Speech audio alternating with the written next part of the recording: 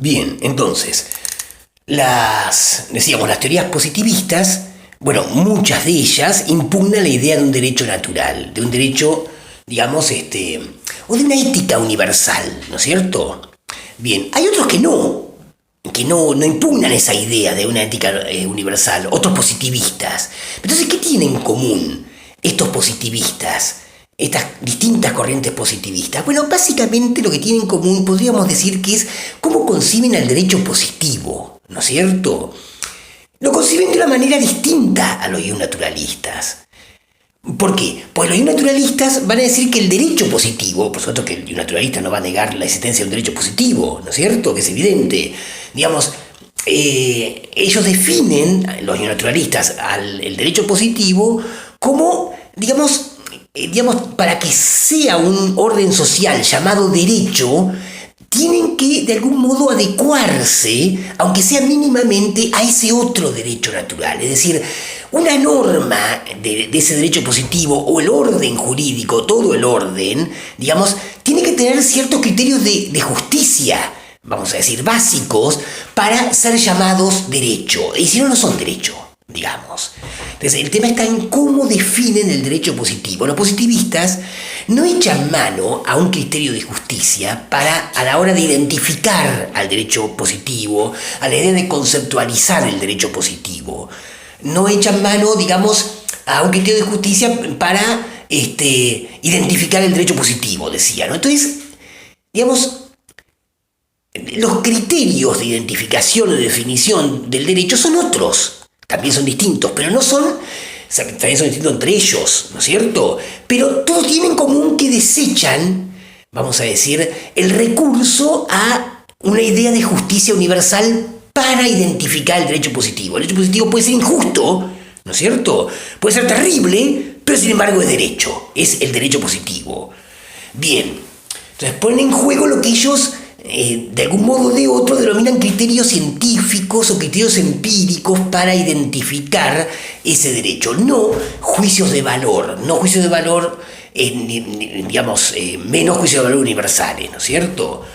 Bien, entonces esas serían vamos a decir, un poco las diferencias entre las corrientes positivistas y las corrientes naturalistas, y también decíamos la diferencia entre derecho positivo y derecho natural. Bueno, entonces, este autor, Kelsen, como decía un autor austríaco, ¿no es cierto? No sé si les dije, nació en Praga, pero en la época del Imperio Austrohúngaro, tuvo que huir de la época de los nazis, ¿no es cierto? Se fue a Suiza, después se fue a Estados Unidos. Decía que Kelsen se enrola en este pensamiento, en esta corriente, a grosso modo, positivista. Es uno de los baluartes del positivismo jurídico del siglo XX. El positivismo que no solamente es jurídico, sino que también el positivismo es toda una corriente de pensamiento, no solamente jurídica, ¿no es cierto? No solamente el pensamiento jurídico, es mucho más abarcador que eso. El positivismo es algo que surge en el siglo XIX y que, para decirlo muy rápidamente, bueno, no tenemos mucho tiempo, ¿no es cierto? Y es aquella corriente que identifica el conocimiento con el conocimiento científico solamente, el conocimiento de lo dado, ¿no?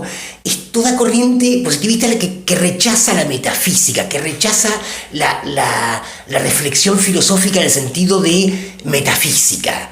Lo que tiene sentido solamente es el conocimiento científico. Bueno, ese sería así, dicho a los ponchazos, ¿no? Un poco el positivismo, que ustedes lo van a ver más con el doctor Pettoruti, ¿no? Bien.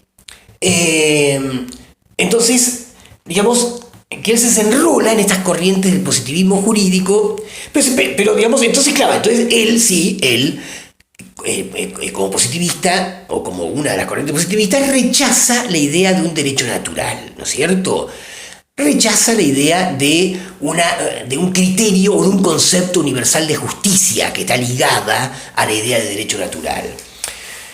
Entonces se pelea contra el naturalismo, ¿no es cierto? Se pelea contra el naturalismo y contra, cierto positivismo que él cree que es de algún modo sucedáneo al naturalismo.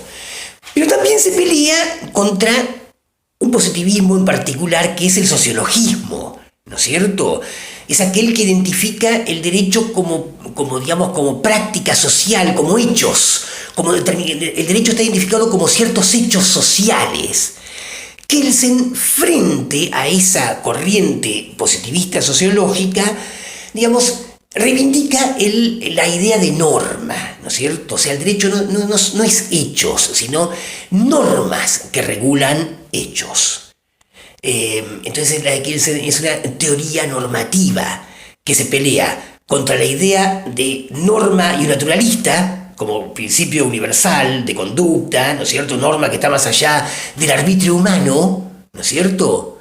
Pero también se pelea contra el factualismo, o sea, aquellos que identifican el derecho como un cierto recorte de hechos sociales.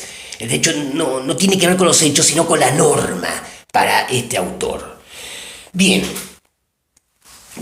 Entremos un poco entonces a esta teoría de Kelsen. Ya lo ubicamos un poco en sus pertenencias filosóficas, ¿no?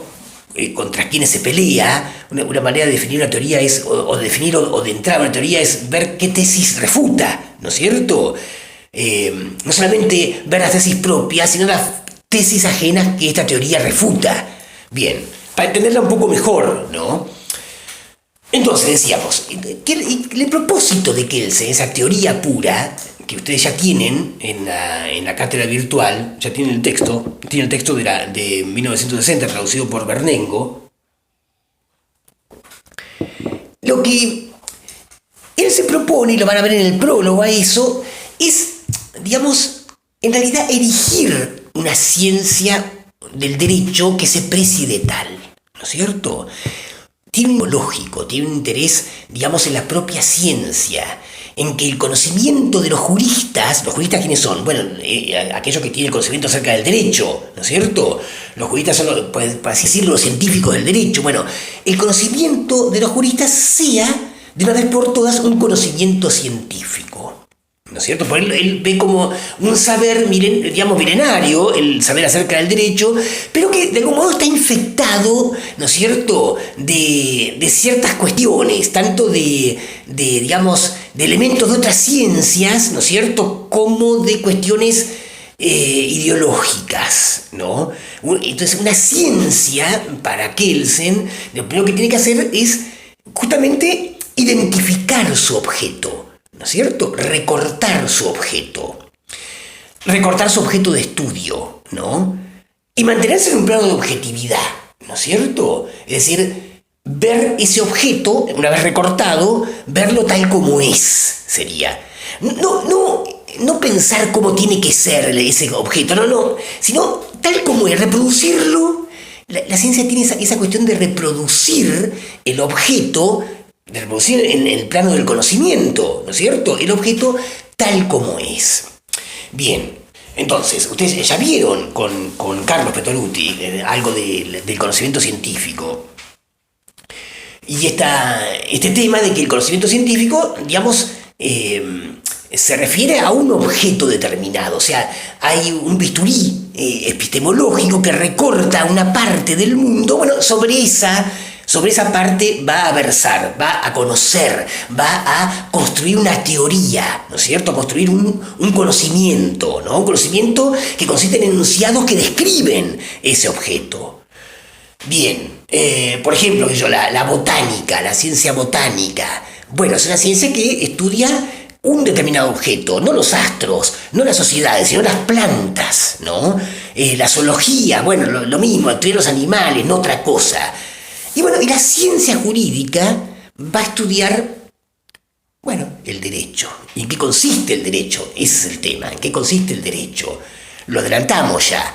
Para este autor, el derecho consiste en normas, ¿no es cierto? Claro, hay otros fenómenos normativos también, así que vamos por partes. Pero por lo menos está identificado como normas, ¿no es cierto? Bien.